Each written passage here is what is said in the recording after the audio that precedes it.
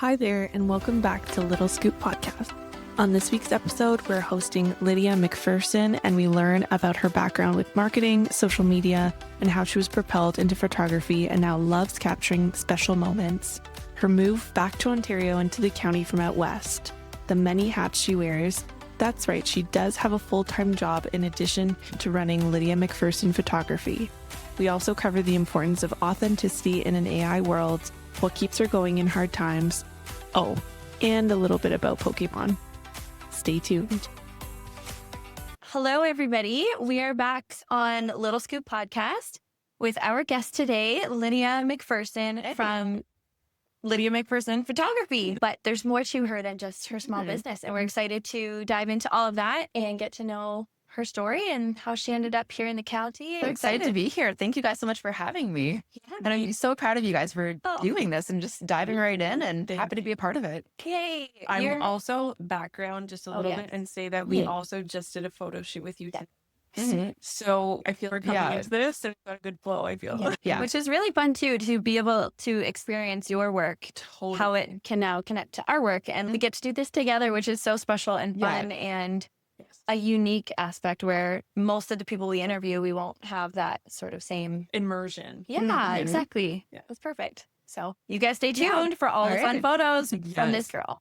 I cannot wait to edit them. You guys, it's so great. Oh my goodness. Yeah. Through the direction of professional, it made it so much easier because we were saying before too, where I won't speak for you. I feel very awkward. But all the directions you gave, it was just fun. It was Oh, good. Okay, good. That's exactly what I'm going for. And yeah, I mean, you did not seem awkward on camera whatsoever at all. You guys are both natural. So yeah. That's all the direction. Yeah. And it's nice to hear the things that you maybe feel uncomfortable to do. When you're behind the camera, that you have a good eye for seeing those things and knowing, okay, your body type doing this motion looks really cute and really good on camera. So having a professional tell you and guide you on that. Yeah. So key. Let's dive into it. Why don't we start off with how you got interested in photography? What kind of drew you in?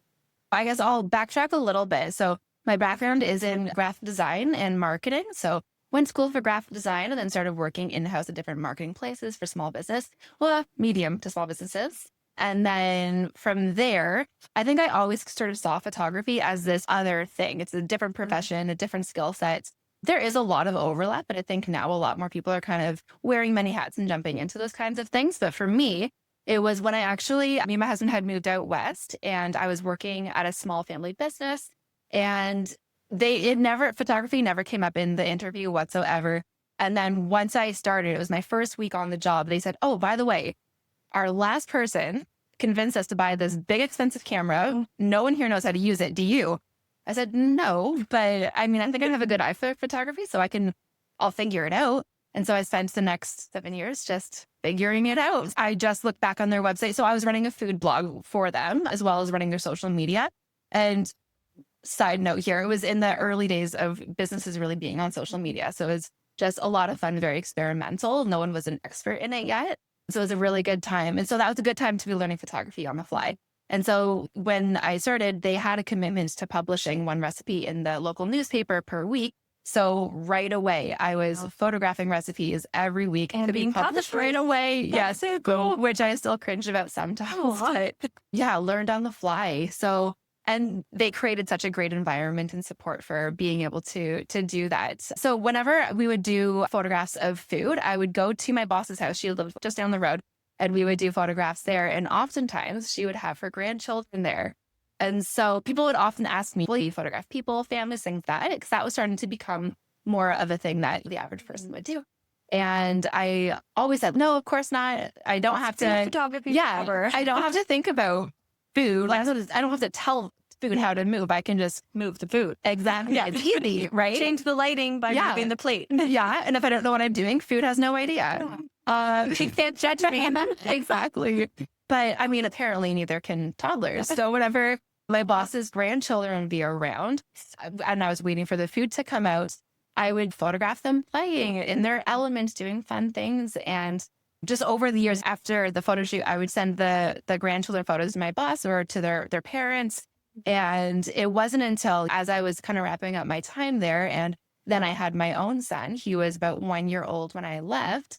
And I was putting together all of these images into a folder as sort of a final goodbye. Here's your grandchildren over the years. And it was looking back on it with that new mindset of a new mother that I realized that was actually the most valuable part of what I did there, beyond everything that I did for their business, which they were grateful for.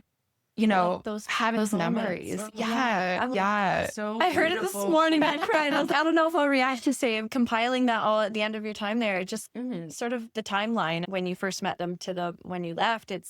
Those are so special to be able to look back on. And I feel the biggest gift as now being a mom myself would be to see the trajectory, see it through someone else's eyes. Yeah. Because you have your own photos and you see your own kids in a certain way, but having somebody else's perspective on that growth would be just incredibly beautiful. yeah.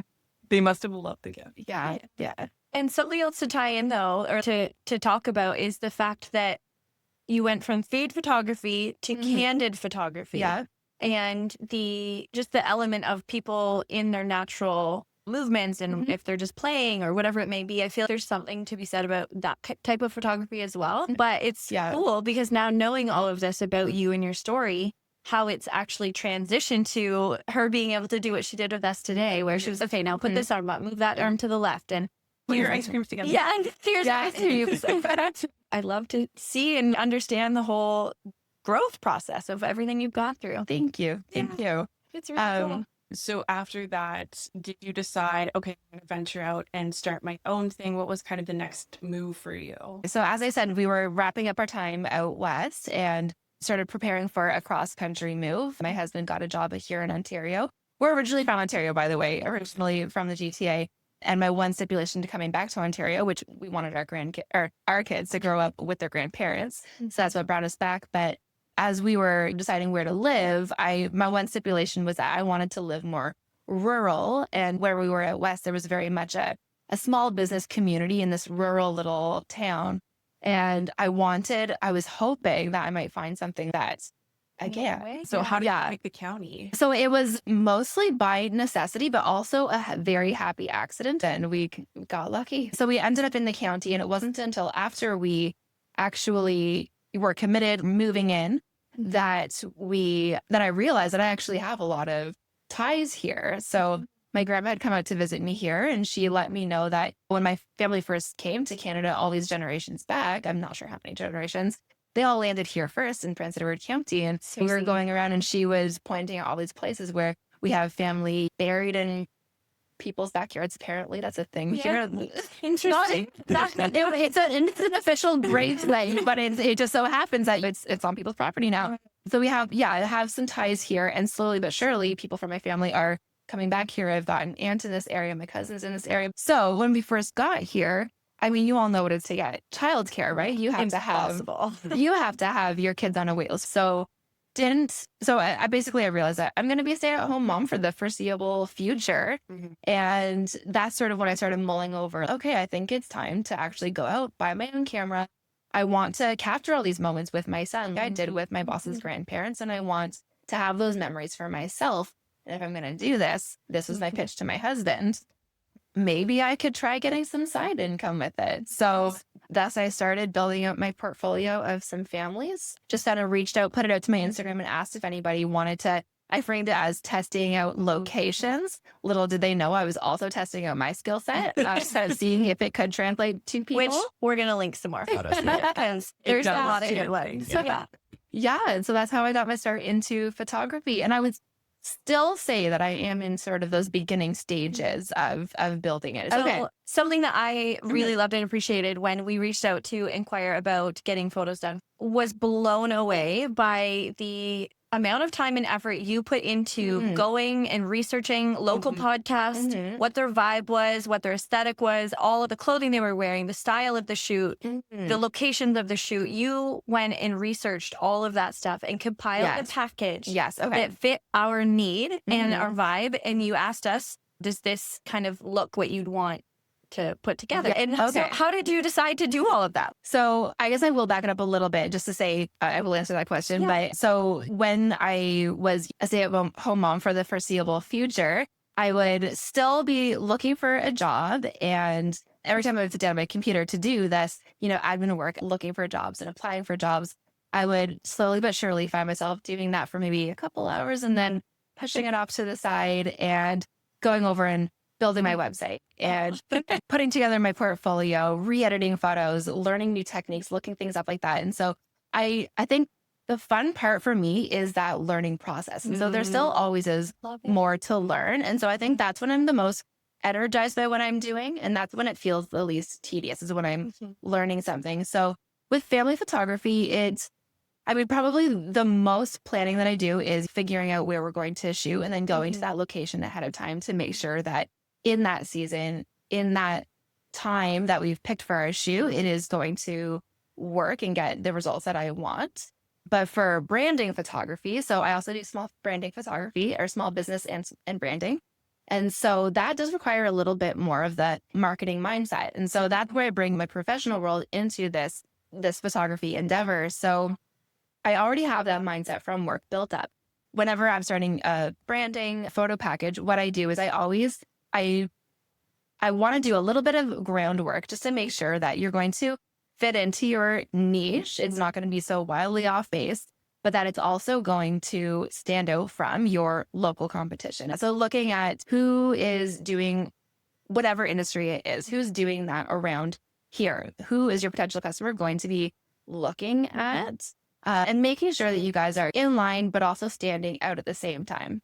So that's probably my favorite part of any project is the research phase. I love that, and I completely relate. For me, research is my happiest. Yes. In addition to Lydia MacPherson photography, to being a mom to 2 young children, you also have, just casually, a full-time job. Yeah. So I did end up finding a job in that job search, and it was great timing. It was right when I did get my daughter into a daycare. So in and amongst that story, I also was pregnant. Yeah. Lots of elements going on. Yes. Yeah. So then, I've only been in the county for 3 years, but I feel like every single year has been wildly different. It's been a different life. So I can't wait to see what the next year brings. But yeah, so I did find a job. I'm working at Wander the Resort. I'm their marketing manager. So I'm able to, bring all that skill set into a local business, which I absolutely love doing. I think there's been a strong sentiment of supporting local, especially over the last 5 years or so. And I love that I get to do that from the inside. Yeah. You guys all know I'm obsessed. Yeah. Yeah. I just love meeting other, small businesses and entrepreneurs and locals and families. And yeah. It is I feel like Prince Edward County, very similarly to where you were at West, is that community that has such strong connections, and the support from one local business to another is not something you find in a big town. I love that you guys are able to end up here in Prince Edward County, and we're able to sort of get back into that tight-knit community vibe that you had at West, and how special it is. But how was it coming back? Yeah. So my son endured a cross-country drive. He was such a champion. Oh my goodness. He was 1.5 when we did that drive, and he sat in his car seat day after day for one solid week. And whenever we'd get to a hotel in the evening, he would scream, just so running around the entire hotel room until he fell asleep. It's just a completely different natural beauty out here, but there is so much of it. There's so much to explore, and it's very nice to be able to see Ontario from a new perspective, almost like a tourist perspective all over again. So I'm trying to keep that fresh and alive, and try to explore new places all the time. But what makes running a business? So Lydia MacPherson photography, but also let's include wandering here too. Like, what is different about working here? I don't know that it's necessarily the county that makes it different, but it is a very different time to be in marketing and social media and all these, visual things. Because as I mentioned before, when I was starting out at my last job, businesses weren't really on social media all that much. It was a brand new world. And so it was very experimental. And now I think we've kind of come through a season where there's a lot of experts, and there's a lot of knowledge to be gained. There's a lot of good best practices. When I started this job and, marketing my own photography too, kind of stepping into this world of, having to learn it all over again. But I mean, that's the fun challenge, right? If you were an expert, it wouldn't actually be all that fun. So yeah. This is me going off on a tangent, Sure. which we talked about not doing, but we're going to do. What do you Yeah. think the impact of artificial intelligence is going to be on marketing and Yeah. photography too? I think I was definitely one of the people who, I'm not an early adopter. I was very hesitant about AI. When I started at my new job, a lot of my coworkers were just jumping in and trying it. And so I kind of started dipping my toes into it a little bit. And I very quickly found that a lot of people are using it for writing captions. Anyone who uses it is now also able to discern it. So people are starting to grow tired of AI very quickly. We all know what the images look like. We all know what it sounds like. We all know, when people are using it. There's a lot of positives, I'm sure, but I think very quickly we're finding, especially the younger generation, they just want authenticity. It's creating this desire for authenticity. And, I have seen a couple apps where, you can take a cell phone photo of your kids, run it through AI, and then you're going to be spit out with like this beautiful posed photo that has like the perfect lighting and everything, as if a photographer had been there. And there's going to be people who want to do that too, but you'll always know that that wasn't actually what happened. my kid, Or the moment. Yeah. I feel like that's a big factor. Yeah. I know when we first moved here, we did a family photo shoot, and our youngest was just walking, and she was finding her independence, and she decided to throw a full-blown tantrum every time we picked her up. So I have a photo. We have a blanket. We're dragging Thomas and Catherine on the blanket, and Ellie is laying in the sand, like on her back, face to the sky, just screaming. And we're all laughing and having the best time. And I'm like, I guarantee there's people out there that would have edited that or not chosen that photo. But when I look back, I get to laugh and be like, she was in her element when she was like free and running wild. And like, there's something special about that. But then still a useful tool. I will say that. So, I think as long as you're using it in a way that doesn't take away from the subject and the moment and the preserving that time in your life, you can use it to, extend a background if the people aren't perfectly centered and you want them to be. Even for running small businesses, I mean, there's a lot of things that are sort of run in the background that you can use to make things more efficient so that you can spend more time on those human. Yes. Oh, that's beautifully said. And I always say, especially when it comes to food photography, it's the little imperfections that make you want to eat it. It draws your eye into this little, the parts of it that aren't quite right. And your brain automatically goes, that's what I'm going to bite first. Yeah. So a little bit of imperfections make life interesting. And AI is just erasing that. Yeah. True. What do you find to be the hardest part about working full time, trying to also run your own business and being a mom? What is the hardest part? Yeah. So that is sort of the season that I'm in right now of figuring out, I got this camera so that I can preserve all these memories. But then when I'm doing photo shoots, it is taking away from that time a little bit. However, it is very energy giving. I think that sometimes as moms, we can get lost in just like the daily tasks that we're doing. And when I'm doing family photography, taking an evening, just 3 hours where my husband is taking care of bedtime and I'm out at a beach at sunset, hanging out with the people I've never met before, having these conversations, capturing their memories and being able to deliver these things for them, that it's so life-giving and energy filling, and I think gives me so much more to be able to then, pour into the rest of my life through that. Absolutely. So. And I will say, on the note of, balancing motherhood and a photography business, something that I noticed when I started building my business and figuring, okay, what will my niche be? I knew I wanted to do family photography. And of course, as soon as you say you're a photographer, everyone instantly jumps to weddings. But what I was noticing was that a lot of wedding photographers, once they become mothers, are trying to get out of wedding photography because it consumes every single weekend in the summer. Right. So, and then when I was even looking, when I was looking for my own photographer for family photos in the summer, I started looking probably in June, right? And every single photographer that I came across, in their bio, it just says, fully booked for this summer, booking for next summer. Wow. And so I just thought, it showed me that there's this space for family photography. So I decisively don't do weddings for those reasons.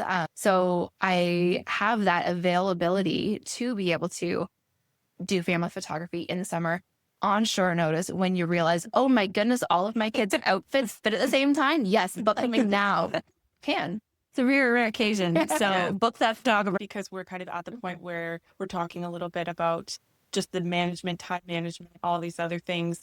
What keeps you going on hard days? I know that you said that being able to do photography gives you energy and it fills you up. But on days that are hard as a mom in your job, even as a photographer, like what do you kind of turn to? When days are hard in photography, I lean on the fact that I have a job. And when days are hard in my job, I lean on the fact that I have a family and so on and so forth. But I think what you're really cutting to is like, who do I lean on? I'm a Christian, so definitely my faith is where I pull a lot of that from in the mornings. I know it's a big thing on social media right now to talk about shunning the idea of waking up before your kids, but really my day is completely different when I wake up in the morning and spend it reading my Bible, reading just about God and, spending some time to pray, spending some time to journal and just treating him like a dad in the room that I can just pour my heart out to. And I think whenever I'm starting to really feel my brain is getting just so bogged down, just talking to God like he's my dad, honestly, is the thing that unwinds me. It's awesome. Yeah. I love that.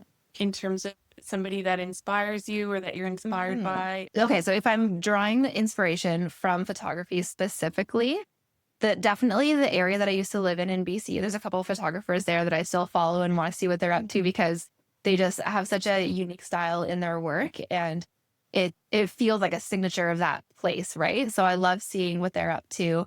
Ashley Durrett is one of them. She is a fantastic photographer and I think she's a business owner now. I think she started a coffee shop as well as this woman, Shelby. And both of these people, I think I've met once. And so they would probably be so surprised to hear me saying that. Around here, definitely Lauren. So she had my job before me, or she was working with Wander before me.